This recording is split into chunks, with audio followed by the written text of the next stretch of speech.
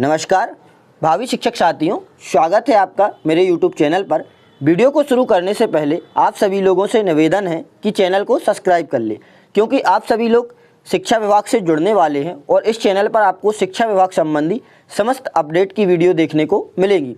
शिक्षा विभाग में कई कार्य होते हैं, जैसे एम शिक्षा मित्र पर, शिक्षा पोर्टल पर, RS के पोर्टल पर, तो वो कार्य कैसे किए जाते हैं, ऑनलाइन फीडिंग वगैरह कैसे की जाती है, इन सभी चीज़ों की जानकारी से संबंधित मैं वीडियो इस चैनल पर डालता रहता हूं। तो आप सभी लोग चैनल को सब्सक्राइब कर लें। तो जैसा कि आप सभी को पता है, मध्य प्रदेश शिक्षक वर्ग 1 की काउंसलिंग प्रक्रिया चल रही है और दस्तावेजों का ऑफलाइन सत्यापन भी हो चुका है।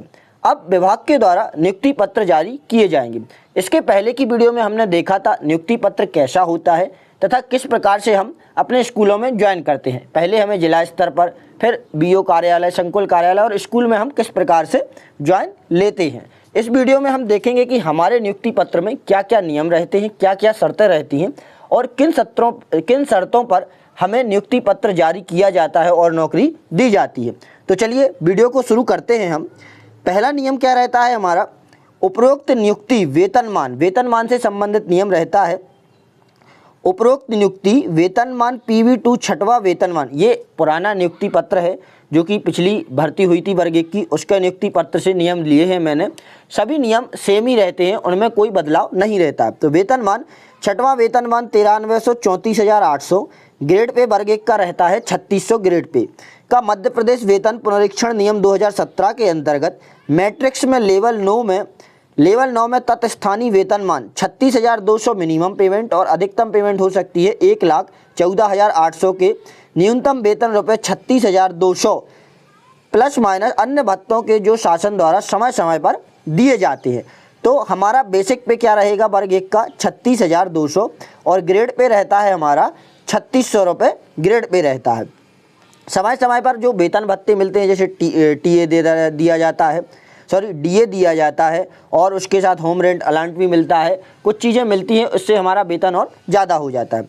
देय है के अंतर्गत मध्य प्रदेश शासन सामान्य प्रशासन विभाग मंत्रालय भोपाल के ज्ञापन क्रमांक C313 2019 3/1 दिनांक 12/12/2019 के बिंदु क्रमांक बा के अनुक्रम में राज्य स्कूल शिक्षा सेवा शर्तें भर्ती नियम 2018 के संशोधन नियम 13 राजपत्र दिनांक 24 सितंबर 2019 के अनुसार वेतनमान के न्यूनतम का प्रथम वर्ष 70%। जैसा कि आप सभी को पता है, शिक्षा विभाग में और मध्य प्रदेश में ज्वाइनिंग मिलती है तो पहले साल हमें वेतन का बेसिक पे का 70%, फिर उसका DA वगैरह मिलाकर वेतन मिलेगा, फिर दूसरे साल 80%, फिर तीसरे साल हमें 90% और चौथे साल से हमें अपने पूर्ण वेतन की प्राप्ति होगी। हालांकि हमारे शिवराज सिंह जी के द्वारा घोषणा की गई थी कि एक साल हमें 70% दिया जाएगा और उसके बाद हमारा 100% वेतन किया जाएगा, लेकिन हम लोगों को एक साल पूर्ण हो चुका है, हम लोगों का वेतन 100% नहीं हुआ है, केवल 80% के हिसाब से हमें वेतन मिल रहा है।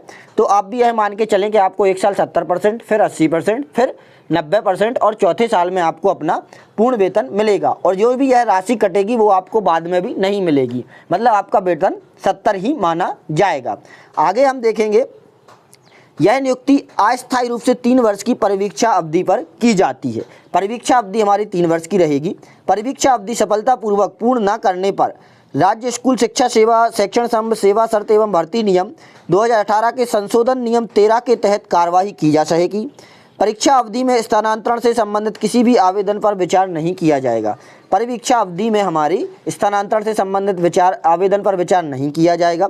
संबंधित चयनित अभ्यर्थी को निर्देशित किया जाता है कि विभाग में परिवर्तन या पदस्थापना परिवर्तन के संबंध में विभाग के अधिकारियों को किसी भी माध्यम से यथा फ़ोन, व्हाट्सएप, SMS, ईमेल या पत्राचार इत्यादि न करें।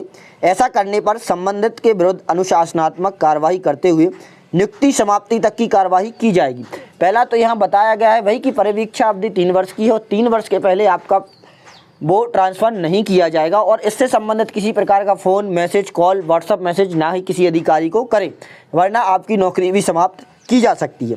अगला नियम दिया गया है, संबंधित चयनित अभ्यर्थी को मध्य प्रदेश शासन वित्त विभाग की अधिसूचना क्रमांक F5F05 4 दिनांक 2/4/2005 के अनुसार दिनांक 1/1/2005 के पश्चात मध्य प्रदेश शासन के अधीन सिविल सेवा अथवा सिविल पदों पर नियुक्त अधिकारी कर्मचारियों को मध्य प्रदेश शासन वित्त विभाग के ज्ञापन क्रमांक 4 दिनांक 13/4/2005 के प्रावधान अनुसार परिभाषित अंशदान पेंशन योजना लागू होगी। मतलब यहाँ पर एनपीएस की बात कही गई है, जो कि 2005 के बाद एनपीएस कर्मचारियों के लिए, जो नए कर्मचारी नियुक्त हो रहे हैं उनके लिए एनपीएस दी जाती है। यहाँ एनपीएस की बात कही गई है। अगला नियम बताया गया है, सभी संबंधित अभ्यर्थियों को 15 दिवस के भीतर पद स्थापना स्थल पर उपस्थिति देनी होगी, जो भी आपको स्कूल मिला है। उपस्थिति के समय संबंधित अभ्यर्थी को निम्नानुसार दस्तावेज प्रस्तुत करने रहेंगे। कुछ दस्तावेज ले जाने होंगे, 3 सेट। अभ्यर्थी आवश्यक समस्त अभिलेखों की मूल प्रति व उसके 3 सेट बना ले और उनके बाद दस्तावेजों को ले जाना है। जिस प्रकार से हमारा वेरिफिकेशन हुआ था उसी प्रकार से हमारे जब ज्वाइनिंग लेटर आएगा, इसके साथ हमें सभी ओरिजिनल डॉक्यूमेंट और उनकी फ़ोटोकॉपी 3 सेटों में लेकर जानी है। वो वहाँ पर जमा होंगे। आप लोग 5 से 6 सेट बना ले, क्योंकि एक सेट फिर आपका 3 सेट यहाँ जमा होंगे, एक संकुल में होगा, एक बीओ ऑफिस में होगा और एक आपके स्कूल में रखा जाएगा। तो आपको मैं एक अलग से वीडियो बना दूंगा जिसमें मैं आपको सभी दस्तावेज बताऊंगा कि कौन कौन से दस्तावेज ले जाने हैं। उक्त दस्तावेजों को जिला शिक्षा अधिकारी द्वारा पूरा परीक्षण कर पात्र पाए जाने पर संबंधित अभ्यर्थी को पद स्थापना स्थल के जिला मुख्यालय पर पदभार ग्रहण करने के उपरांत पद स्थापना स्थल पर पदभार ग्रहण करने हेतु मुक्त किया जाएगा। मतलब पहले आप ये सारे डॉक्यूमेंट लेकर डीओ कार्यालय जाएंगे, वहाँ पर आपके डॉक्यूमेंट्स की जांच की जाएगी, सभी सही पाए जाते हैं तो फिर आपको बीओ कार्यालय की ओर पद मुक्त किया जाएगा कि आप अब वहाँ पर अपने बीओ कार्यालय पर ज्वाइनिंग लेने जा सकते हैं।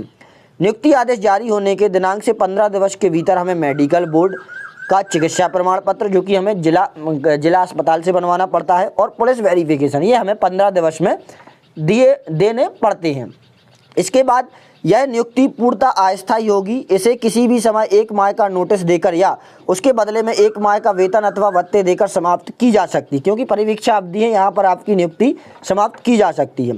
नोटिस दिए जाने के पहले या बाद में यदि अभ्यर्थी अपने कार्य से बिना पूर्व अनुमति के अनुपस्थित रहेंगे तो यह माना जाएगा कि उन्होंने अनुपस्थिति की तिथि से बिना नोटिस दिए सेवा छोड़ दी है। ऐसी स्थिति में अभ्यर्थी को 1 माह का वेतन अथवा नोटिस की अवधि में जितनी अवधि कम होगी उतनी अवधि का वेतन तथा भत्ते की राशि जमा करनी होगी। परिवीक्षा अवधि, स्थायीकरण, वरिष्ठता, परिवीक्षा अवधि, स्थायीकरण, वरिष्ठता, पदोन्नति आदि विषय संबंधी मध्य प्रदेश सिविल सेवा की सामान्य शर्तें नियम 1961, मध्य प्रदेश राज्य स्कूल शिक्षा सेवा शैक्षणिक संवर्ग सेवा शर्तें एवं भर्ती नियम 2018 के प्रावधानों के अंतर्गत शासित होंगे। वरिष्ठता का निर्धारण विभाग द्वारा नियुक्ति हेतु निर्धारित किए गए मापदंड के अनुसार किया जाएगा। परिवीक्षा अवधि संबंध में भर्ती नियम 2018 के नियम 13 के अनुसार कार्यवाही की जाएगी। अनाधिकृत अनुपस्थिति की स्थिति में सेवा समाप्त की जा सकती है। यदि आप लगातार अनुपस्थित रहते हैं, ना किसी सूचना दी जाती है कि 1-2 महीने के लिए आप अनुपस्थित हैं, तो आपकी सेवा समाप्त कर दी जाएगी विभाग से। विशेष टिप में क्या दिया हुआ है कि आजकल भाई सभी भर्ती कोर्ट के पेंच में फंसती हैं। माननीय उच्च न्यायालय में शाला विकल्प चयन के संबंध में दायर विभिन्न याचिकाओं में पारित अंतिम निर्णय के आधार पर संबंधकों के इस आदेश से जारी पद स्थापना एवं शाला में आवश्यकता अनुसार परिवर्तन किया जा सकेगा। ये उस समय जो आदेश लागू हुआ था तो कोर्ट से संबंधित चीज़ें यहाँ पर दी गई थी। दूसरा विशेष नोट क्या है, यदि चरित्र, जाति, निःशक्तता, शैक्षणिक, आय, शपथ पत्र इत्यादि दस्तावेज सत्यापन की रिपोर्ट में गलत या असत्य पाए जाते हैं अथवा अभ्यर्थी द्वारा प्रस्तुत प्रमाण पत्र भविष्य में कभी भी फर्जी अथवा असत्य पाए जाते हैं तो संबंध की नियुक्ति तत्काल प्रभाव से समाप्त की जाएगी। ऐसा नहीं है कि आपने एक बार वेरिफिकेशन करा लिया और आप बच गए, आपने गलत डॉक्यूमेंट दिखाए और आप बच गए, नियुक्ति ले ली। इनकी जांच भविष्य में भी होती रहती है। 20-20 साल नौकरी करने के बाद भी उनकी नौकरी चली जाती है, तो इस चीज़ का आप ध्यान रखें। आगे हम देखेंगे, संबंधित अभ्यर्थियों को भेजकर निर्देशित किया जाता है कि उपरोक्त नियुक्ति आदेश में विहित शर्तों से सहमत होने की दशा में ही पदांकित जिले के जिला शिक्षा अधिकारी को नियुक्ति आदेश जारी होने के 15 दिवस के भीतर अपनी उपस्थिति देवें। नियुक्ति आदेश जारी होने तक 15 दिवस के भीतर यदि आप इन सभी शर्तों से संतुष्ट हैं तो ज्वाइनिंग ले सकते हैं। आशा करता हूं आपको जानकारी पसंद आई होगी और वीडियो अच्छी लगी होगी। इसके बाद मैं आपको बताऊंगा कौन कौन से दस्तावेज हमें लगाने पड़ते हैं, किस प्रकार से हम ज्वाइनिंग लेते हैं, किस प्रकार के हमें आवेदन लेने पड़ते हैं, कौन कौन से शपथ पत्र लगते हैं और शपथ पत्र कहां से बनवाने पड़ते हैं। सभी चीज़ों की जानकारी मैं आपको दूंगा। आप सभी लोग चैनल को सब्सक्राइब कर लें और वीडियो पसंद आई हो तो लाइक करें और दोस्तों के साथ शेयर करें। धन्यवाद। मिलते हैं अगली वीडियो में।